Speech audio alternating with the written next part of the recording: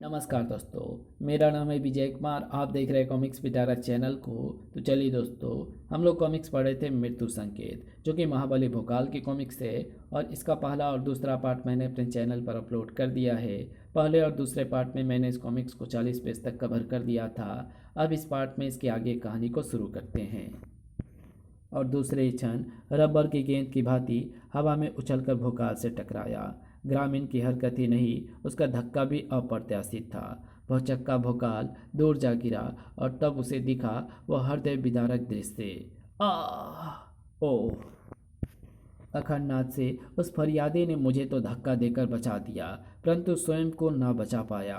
जिस मृत्यु ने फरियादी को जकड़ा वो मेरे लिए आई थी। भोकाल ने अपने आप को शीघ्र ही संभाला। मुझे इस बलिदानी की फरियाद पूरी करनी है। एक एक कदम फूंक फूंक कर रखता हुआ। यह रास्ता वृक्षों से भरा हुआ है और तुरीन के रेखा चित्रों के अनुसार वृक्ष मेरे लिए घातक हो सकते हैं। इसलिए मुझे इस रास्ते पर बेहद सतर्क और सावधान रहना होगा। सिंह सा सावधान और चीते सा चौकन्ना था भोकाल। इसलिए वो सुन सका वो हल्की सी सरसराहट, टन, और बचा सका उस सनसनाती कुल्हाड़ी से अपने प्राण। सर, ठक, ओह! एक वृक्ष से छूटकर वो कुल्हाड़ी दूसरे वृक्ष में जा धंसी थी। इसी के साथ मानो वहाँ कुल्हाड़ियों की बारिश सी हो गई। उफ! अपने आप को धरा पर गिरा लेने का विचार अगर मेरे मस्तिष्क में एक क्षण बाद आया होता तो इन कुल्हाड़ियों ने मेरे शरीर को सैकड़ों टुकड़े में बांट दिया होता। लेकिन ये कुल्हाड़ियाँ अपने आप ही पेड़ों से कैसे छूट रही हैं? यंत्र चलित, यंत्र चलित हैं ये सब। अवश्य ही इन वृक्षों में ऐसे यंत्र लगे हैं जो मेरे यहाँ कदम रखते ही सक्रिय हो उठे हैं। जल्दी, अब किसी भी वृक्ष से कुल्हाड़ी नहीं छूट रही। इसका अर्थ है वृक्षों में लगे हुए यंत्र निष्क्रिय हो गए हैं। संकट समाप्त हो चुका है। भोकाल का सोचना गलत था। वो संकट की समाप्ति नहीं बल्कि शुरुआत थी। ओह! ये क्या? वृक्ष की टहनियाँ! ओह! भोकाल को जकड़ने वाली वृक्ष की टहनियाँ ही थी वे। और ना वे टहनियाँ साधारण थी और ना वृक्ष। ओह! ये वृक्ष मनुष्य की तरह चल रहा है और इसकी टहनियाँ बेहद तेजी से मेरे शरीर को जकड़ती जा रही है। अपने संपूर्ण शारीरिक शक्ति लगाकर भी मैं इन टहनियों के कसाव को बढ़ने से रोक नहीं पा रहा हूँ। मुझे ऐसा आभास हो रहा है जैसे मेरे लहू का प्रवाह रुक रहा है। मेरी हड्डियाँ चटकने को तत्पर है। शीघ्र ही स्थिति मेरे हाथ से निकल जाएगी अगर मैंने तुरंत ही नहीं पुकारा। भोकाल! उस नाम के पुकारने के साथ ही भोकाल के शरीर में समा गई वो प्रलयंकारी शक्ति। हाथ में आ गई थी वो तलवार जो फौलाद को भी फाड़ सकती थी। खचाक! भोकाल की शक्ति के आगे छिपा ना रह सका वो रहस्य। ओह! इस वृक्ष में से वो व्यक्ति निकलकर भाग खड़ा हुआ। इसका मतलब मेरा सोचना सही निकला। ये वृक्ष वास्तव में ही यांत्रिक है और हर वृक्ष को ये व्यक्ति ही संचालित कर रहा था। लेकिन मैं भागते हुए उस व्यक्ति को रोकूंगा नहीं। भोकाल ने उस व्यक्ति को नहीं रोका, जो आंधी तूफान की तरह भागता हुआ महल के विशाल द्वार के सामने पहुंचा, जिसे खुलना एक एक समस्या थी। लेकिन उसके लिए नहीं। उसने तो बड़े इत्मीनान से द्वार पर लगी एक छोटी सी कील को दबाया। दूसरे क्षण उसके सामने वो भारी द्वार अपने आप ही खुलता चला गया। चर्र! और उसके पीछे अपने आप ही बंद होता चला गया। चर्र! एक क्षण बाद ही वो महल के अंदर मौजूद एक मूर्ति की नाक मरोड़ता नजर आ रहा था। और फिर नजर आ रहा था उस रास्ते पर भागता हुआ जो निश्चय ही मूर्ति के नाक मरोड़ने के साथ ही दीवार में प्रकट हुआ था। फिर कुछ देर तक वो भूल भुलैया से बने उस रास्ते पर दौड़ता रहा और अंत में रुका रहा और अंत में जाकर रुका वो, जहाँ उसके बहुत से साथी मौजूद थे। यांत्रिक वृक्षों की सहायता से मैं भोकाल को मारने में सफल नहीं हो पाया। उसकी शक्तियों ने हमारे यंत्रों को परास्त कर दिया है। बड़ी मुश्किल से उसके हाथों से बचकर यहाँ पहुँचा हूँ मैं। मैं चाहता तो ऐसा नहीं हो पाता, लेकिन मैंने तुम्हें बचकर भागने का अवसर दिया ताकि तुम्हारे पीछे पीछे मैं भी काला महल में छिपे इस स्थान पर पहुंच जाऊं, जहां बसता है लूटपाट और हत्याओं के लिए प्रसिद्ध दस्युक कबीला। अब तुम्हें सारे संसार के सामने लाकर मैं काला महल से जुड़ी भ्रांतियां को समाप्त कर दूंगा। तू ऐसा नहीं कर पाएगा भोकाल, क्योंकि उससे पहले ही तो दस्यु कबीले के सरदार कालका के हाथों समाप्त हो जाएगा। भड़ाक। साक्षात काल के अवतार कालका के एक ही प्रहार ने भोकाल के मस्तिष्क को अंतरिक्ष में घुमा दिया, और अब वो संभल पाता उससे पहले ही सर खटाक। ओह, ऊपर से गिरी भारी पिंजरे ने उसे कैद कर लिया। मार और हत्याएं हमारे ये हमारे हमारे काम को हमारे हमारे समाज में अपराध का नाम नहीं दिया जाता है। सदियों से हमारा कबीला ये करता आया है, लेकिन जब से विकासनगर की सुरक्षा का भार तूने संभाला है, तब से हमें विकासनगर में अपराध करने की असुविधा हो रही है। तब हमने तंग आकर ये राज्य छोड़ने का निर्णय कर लिया, लेकिन हम उस निर्णय पर अमल कर पाते उससे पहले ही हमें एक मददगार मिल गया। उसने हमारी सहायता की और लूटपाट करते तुमसे बचने के लिए इस काला महल का पता बताया, अपनी अद्भुत कलाओं और अफवाहों की मदद से, जिसे हमने समस्त विकासनगर में अभिशप्त महल के रूप में प्रसिद्ध कर दिया। धीरे धीरे लोगों के हृदय में काला महल के प्रति भय उत्पन्न होने लगा, और धारा को फाड़कर बाहर निकलने वाले शवों के रूप में हमारे मायावी दृष्टिभ्रम और इस अभेद पिंजड़े के रूप में हमारे अद्वितीय यांत्रिक ज्ञान का प्रमाण तो तुम्हें मिल चुका है।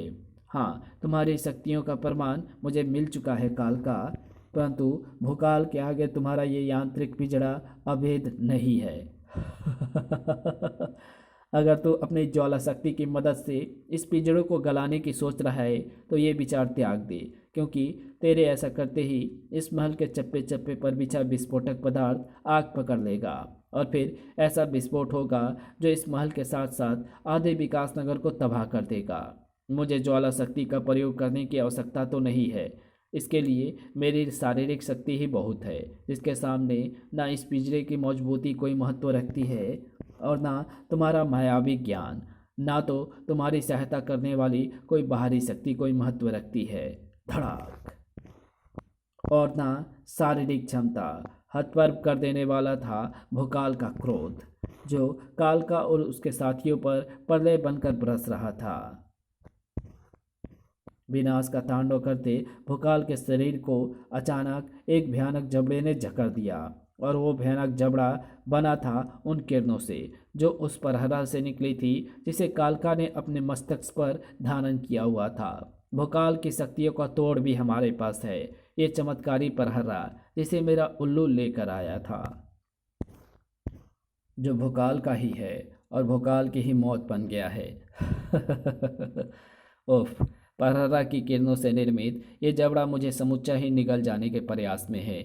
ये जबड़ा मेरी मृत्यु का कारण बन सकता है अगर इसे समाप्त ना किया गया तो, लेकिन ये किरणों का बना हुआ है, इसलिए इस पर ना तो किसी शक्ति का प्रभाव पड़ेगा और ना किसी अस्त्र शस्त्र का। इसे समाप्त करने का तो एक ही तरीका है, कालका के मस्तक से परहरा हटा दिया जाए। इससे परहरा का संबंध उसके मस्तिष्क से टूट जाएगा और ये जानलेवा जबड़ा स्वयं ही समाप्त हो जाएगा। ऐसी विकट स्थिति में ऐसा हो पाना एकदम असंभव है, परंतु